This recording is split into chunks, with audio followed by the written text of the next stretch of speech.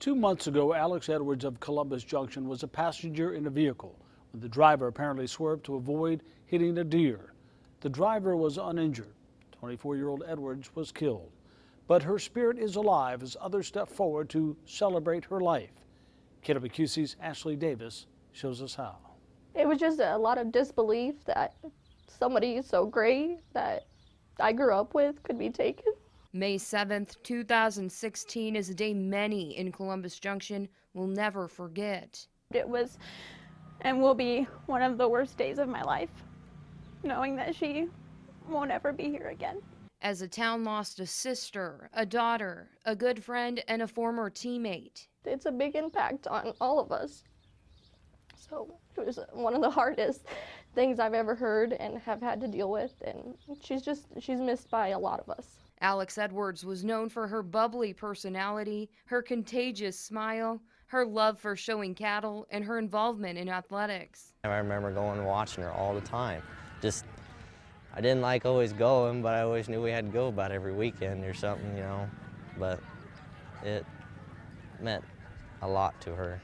The news came just a week before the Columbus softball team's first day of practice. I was sitting at home and got up and I'm like, I'm going to the school because I know that there's a blue jersey sitting there that nobody has wore. She was the last one to wear that particular jersey type because we got new jerseys. So I got the jersey out. And that's when they decided this was going to be a season for the former third baseman. We just carry the jersey with us to every game, have it hanging in the dugout, and it's just a way for us to, to try to honor Alex for what, and how she played the game. It was kind of like another person going on the bus. We counted it, we made sure it was on the bus, we made sure someone was getting it out of the dugout, we never left it behind, and it was always sitting in that front seat, so it was like she was still there. A place for current players to look when they need some motivation. It gives me something to play for and know that any day could be my last, so I need to cherish life. You know, this was hard on them, as along with everybody else, but I think that this season being dedicated to Alex, that's what gives them that extra drive, that extra push. And a comfort for former Columbus softball players who miss their teammate. To see them playing for her now is a huge deal, and Alex would be really proud, and I know she's looking down on this right now. And it really makes me proud to be a Wildcat when I know the impact that she made on them. The team's final home game of the season last Friday brought a big showing, all wearing Alex's number and favorite color to support her and her family. Seeing her spirit and seeing all these purple and nines, and I mean, it really is her. It really is everything she was about, and keeping her with them is motivation for them, something to look forward to, something to work for, and I'm very, very proud of the team for doing that.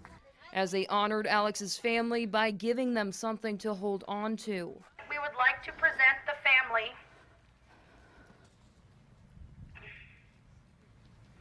with her uniform. We have carried this uniform all season, and we played for Al. To remember number 9's days on Earth,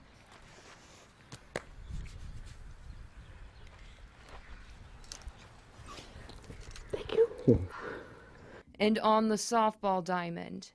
It was a part of her, and for her to be the last one to wear it, it means more than anything now. And that I'll know that she'll always be home now.